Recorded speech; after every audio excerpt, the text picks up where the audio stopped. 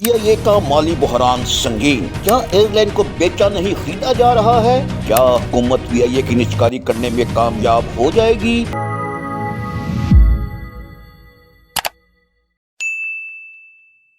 صرف ایک ہفتے میں 300 سے زائد پروازیں مؤخر، ملتوی یا منسوخ۔ یہ ہے پاکستان کی قومی اور واحد سرکاری ایئر لائن پی آئی اے، جس کے پاس اب طیارے اڑانے کے لیے ایندھن کے پیسے بھی نہیں ہیں۔ ایسے میں ایئر لائن کی ٹکٹیں لینے والے مسافر گھنٹوں بلکہ بعض تو پورا دن انتظار کرنے کی ذیت اٹھانے پر مجبور ہیں۔ پی آئی اے حکام حالیہ بحران کی وجہ پاکستانی روپے کی قدر میں کمی اور سود کی شرح میں اضافے کو قرار دیتے ہیں۔ حالیہ بحران کے حوالے سے ترجمان پی آئی اے عبداللہ حفیظ خان کہتے ہیں کہ پچھلے سال جو ڈالر کے اندر جو والیٹیلیٹی تھی بہت زیادہ، جس کی وجہ سے پاک روپی جو ہے وہ بہت زیادہ ڈفلیٹ ہوا، اس کا امپیکٹ اتنا زیادہ آیا کہ اب ہمیں تقریباً اپنے ٹوٹل ریونیو کا 50% تک ہمیں ڈیٹ سروسنگ میں پے کرنا پڑتا ہے، یعنی پرانے قرضوں کی سود اور ان کی جو پرنسپل کی پیمنٹ ہوتی ہے، جو اوریجنل رقم ہوتی ہے، اس کی ادائیگی کے سلسلے میں کوئی بھی ادارہ چاہے وہ جتنا ہی ایفیشینٹ ہو، وہ 50% اگر اپنا سود کی مد میں ادا کرے گا یا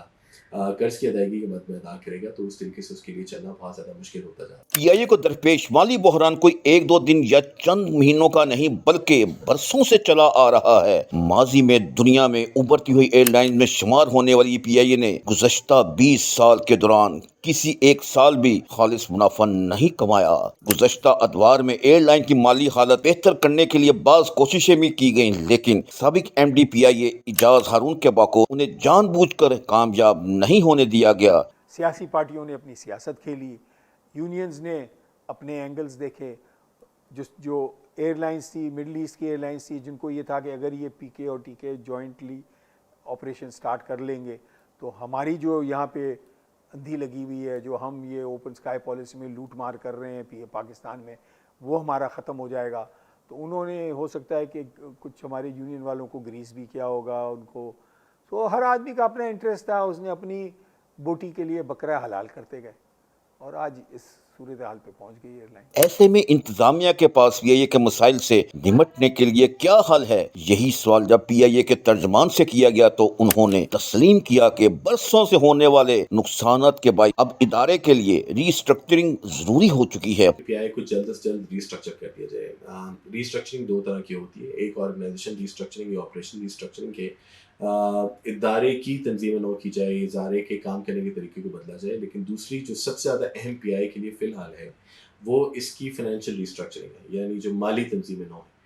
پی آئی اے کی بیلنس شیٹ کے اوپر قرضوں کا حجم بہت زیادہ بڑھ گیا ہے اور اس حجم کو کہیں نہ کہیں آف لوڈ کرنا پڑے گا۔ پاکستان پی اے کی نجکاری کا حتمی فیصلہ کر چکی ہے، لیکن سوال یہ ہے کہ 700 ارب سے زائد کے قرضوں والی ایئر لائن کی فوقت کتنی آسان ہوگی؟ اور اس وقت جو پی آئی اے خود مانتی ہے وہ یہ مانتی ہے کہ جی ہمارا جو خسارہ ہے ماہانہ وہ 12.77 ارب روپے ہے۔ ٹوٹل جہاز 34 ہیں، جن میں سے 15 جہاز اس وقت گراؤنڈڈ ہیں۔ تو یہ ذرا سوچ لیں کہ تقریباً 50 کروڑ روپیہ روزانہ کی بنیاد پہ آپ نقصان کر رہے ہیں صرف محدود چند جہازوں کو اڑانے کے لیے۔ سابق ایم ڈی پی آئی اے کے خیال میں پی آئی اے کی نجکاری کے فیصلے کے پیچھے بعض مذموم مقاصد ہیں۔ تو یہ باتیں کہتے ہیں یہ بیچنا نہیں چاہ رہے پی آئی اے خریدنا چاہ رہے ہیں۔